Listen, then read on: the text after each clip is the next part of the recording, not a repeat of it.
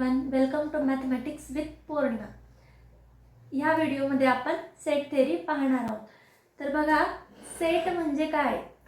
तर सेटची जी theoretical definition आहे ती अशी आहे की a collection of well defined objects.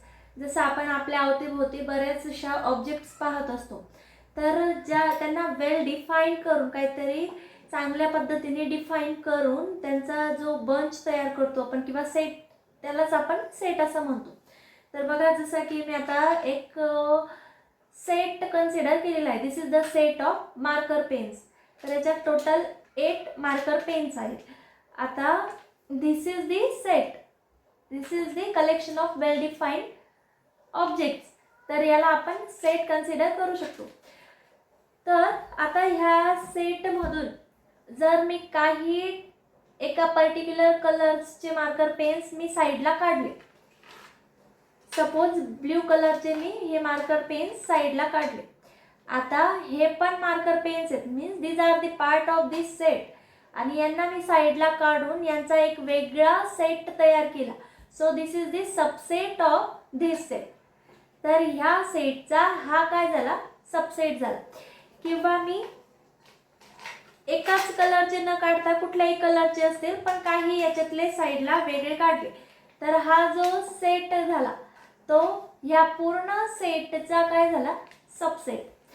तर सांगायचा अर्थ एवढाच की सेट म्हणजे काय? A collection of well defined object. अशा ऑब्जेक्ट्स की ज्यांना आपण वेल डिफाइंड करतो आणि त्यांचं जे कलेक्शन असेल दॅट इज द सेट। आता सेटचा सबसेट काय असतो? तर त्याच्यातल्याच काही ठराविक एलिमेंट्स पासून आपण एक नवीन सेट तयार करतो, त्याला आपण त्याचा सबसेट म्हणतो। मग सबसेट मधले जे एलिमेंट्स असतात ते सेटचेच एलिमेंट असतात। मग सेट हा स्वतः पण तर स्वतःचा सबसेट असू शकतो ना, पण तो जो सबसेट असतो त्याला आपण इम्प्रॉपर सबसेट म्हणतो। म्हणजे जर समजा एक सेट कन्सिडर केला हा, तर हा स्वतःचा सबसेट पण आहे, आणि तो कसा सबसेट आहे? तर इम्प्रॉपर सबसेट। हां, जर आता मी याच्यातून कमी नंबर ऑफ एलिमेंट्स कन्सिडर केले, ह्या सेटमधले हा इच मार्कर पेन म्हणजे त्याचा एलिमेंट आहे, तर हे जे काही काढून घेतले, हा जो नवीन सबसेट तयार केलेला आहे, तर याच्यातले नंबर ऑफ एलिमेंट्स हे या पूर्ण सेटपेक्षा कमी आहेत। म्हणजे this is the proper subset of the given set. तर दिलेल्या सेटचा हा काय झाला? प्रॉपर सबसेट झाला। आता सेट जे असतात ते जनरली आपण कॅपिटल लेटर्सने डिनोट करतो। Capital A, capital B, capital C, D, E, F या पद्धतीने। आणि सेटमधले जे एलिमेंट्स असतात, म्हणजे हा एक मार्कर पेन ह्या पूर्ण सेटचा एलिमेंट आहे, तर हे जे एलिमेंट्स असतात ते आपण स्मॉल लेटर्सने डिनोट करतो, मीन्स स्मॉल ए, बी, सी, डी ह्या पद्धतीने। आता दोन सेट्समध्ये जे जे ऑपरेशन्स परफॉर्म केले जातात त्यांच्याविषयी बोलूया। तर बघा, दोन सेट्समध्ये कुठले कुठले ऑपरेशन्स परफॉर्म केले जातात? तर युनियन, इंटरसेक्शन, कॉम्प्लिमेंट त्यांच्याविषयी पाहू। तर दोन सेट्सचं युनियन कन्सिडर करणार आहेत आपण। तर पहा, दोन सेट्स कन्सिडर केले ए अँड बी। तर दिस इज द सेट ए आणि दिस इज द सेट बी। तर दोघांचं युनियन जर केलं तर युनियनमध्ये कुठला पार्ट येईल? इक्वल्स टू ए अँड बी। तर पूर्ण ए आणि पूर्ण बी दोघंही युनियनमध्ये येणार आहेत। म्हणजे युनियन काय? तर ए चे पण एलिमेंट आणि बी चे पण एलिमेंट सगळ्यांना मिळून जो नवीन सेट तयार होईल that is our union of sets A and B. आता सेकंड जे केस आहे, सपोज सेट ए आणि सेट बी असे आहेत की ज्यांच्यामध्ये थोडासा पोर्शन कॉमन आहे, तर त्यावेळेला त्यांच्या युनियनमध्ये काय येईल? तर ए आणि बी दोघांना कंटेन करणारा, म्हणजेच पूर्ण जो शेडेड पोर्शन आहे ए आणि बीचा, तर तो पूर्णच्या पूर्ण शेडेड पोर्शन त्यांच्या युनियनमध्ये येणार आहे, मीन्स होल शेडेड पोर्शन।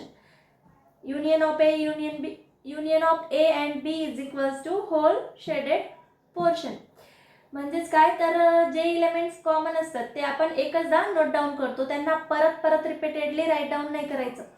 तर आणि जे कॉमन नाही आहेत दोघांमधले जे वेगवेगळे एलिमेंट्स आहेत त्यांना पण राईट डाऊन करायचं आणि जे कॉमन आहेत ते पण एक एक वेळा राईट डाऊन करायचे. That will be our set A union B. पुढची थर्ड जी केस आहे ती काय असणार आहे, if A equals to B then A union B equals to question mark. Third जी केस आहे त्यात ए आणि बी जर दोघंही इक्वल आहेत, म्हणजे तुम्ही असं म्हणू शकतात की ए इक्वल्स टू बी ना, मग ए युनियन बी कसं होईल, ए युनियन ए. तर एचं आणि अगेन एचं युनियन केलं तर काय येईल, तर A union A equals to A येईल. का, कारण की दोघांमध्ये सगळेच्या सगळे एलिमेंट्स कॉमन असणारे आणि कॉमन असणारे एलिमेंट आपण एकच वेळा नोट डाऊन करतो. So A union A will be A. पुढचं नेक्स्ट आता इंटरसेक्शन पाहू. इंटरसेक्शनमध्ये आपण काय करतो, दोन सेट्समधला जो कॉमन पार्ट आहे फक्त तोच कन्सिडर करतो. That is the our intersection of two sets. मग बघा अगेन 3 केसेस कन्सिडर केलेले आहेत. फर्स्ट केसमध्ये ए आणि बी पूर्णपणे मी डिजॉईंट सेट्स काढलेले, म्हणजे की ज्यांच्यात एकही इलेमेंट कॉमन येईल असं नाही, कॉमन नसेल. तर ए आणि बीचं इंटरसेक्शन जर कन्सिडर केलं तर ते इंटरसेक्शन म्हणजे दोघांमध्ये एकही इलेमेंट कॉमन नाही. So that will be our empty set. Empty set म्हणजे असा सेट की ज्याच्यात एकही इलेमेंट कॉमन नसतो. नेक्स्ट आहे ए आणि बी असे कन्सिडर केलेले सेकंड केसमध्ये की ज्यांच्यामध्ये काही इलेमेंट्स कॉमन आहे, म्हणजे बघा शेडेड जो पोर्शन आहे तो दोघांमध्ये कॉमन आहे. तर इंटरसेक्शन ऑफ ए अँड बी काय येणार आहे, ओनली शेडेड पोर्शन. तर जो शेडेड पोर्शन आहे जो दोघीकडे कॉमन आहे तो असेल आपला ए इंटरसेक्शन बी.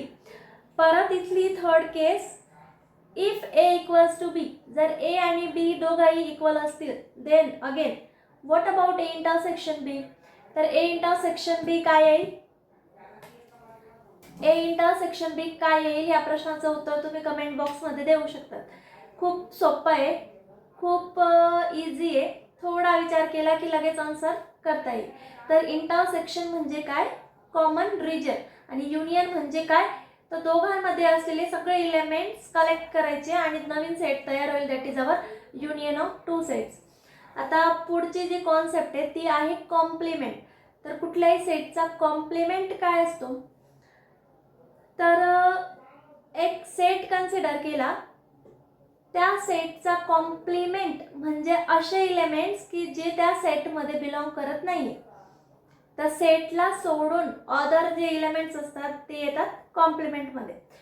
कॉम्प्लिमेंट कसा असतो ते ग्राफिकली डायग्रामॅटिकली समजून घेऊया. तर बघा एक युनिव्हर्सल सेट प्रमाणे एक सेट कन्सिडर केलेला आहे मी एक्स, आणि त्याच्यामध्ये सेट कन्सिडर केलेला आहे ए. तर एला सोडून बाकीचा सगळा जो पोर्शन आहे तो शेडेड केलेला आहे. तर तो जो शेडेड पोर्शन आहे एला सोडून, तर तो पोर्शन म्हणजेच काय असणार आहे, ए कॉम्प्लिमेंट. तर कॉम्प्लिमेंट म्हणजे त्या पर्टिक्युलर सेटला सोडून त्याचा अदर जो रिमेनिंग पार्ट आहे तर तो असेल कॉम्प्लिमेंट. तर आता युनियन, इंटरसेक्शन आणि कॉम्प्लिमेंट ह्या तिघांनाही जोडणारा एक छानसा लॉ आहे, that is the De Morgan's law. तर तो लॉ पहा, De Morgan's law, A union B complement equals to एचा कॉम्प्लिमेंट इंटरसेक्शन बीचा कॉम्प्लिमेंट. लॉ खूप इझी आहे. युनियनला कन्वर्ट करतो आपण इंटरसेक्शनमध्ये आणि जे कॉम्प्लिमेंट पूर्ण ब्रॅकेटला दिलेलं असतं ते सेपरेटली प्रत्येक सेटला अप्लाय करतो. So A union B complement is equals to A complement intersection B complement. Next same rule, आता युनियनच्या ऐवजी इंटरसेक्शन रिप्लेस करायचं. So A intersection B complement equals to A complement union B complement. तर ह्या पद्धतीने आजच्या व्हिडिओमध्ये आपण सेट थेअरी पाहिली. सेट म्हणजे काय आहे, सबसेट काय आहे, त्यांच्यावरचे जे ऑपरेशन्स आहेत युनियन, इंटरसेक्शन आणि कॉम्प्लिमेंट ते पण पाहिले. त्यांना जोडणारा एक छानसा लॉ पाहिला, डी मॉर्गन्स लॉ.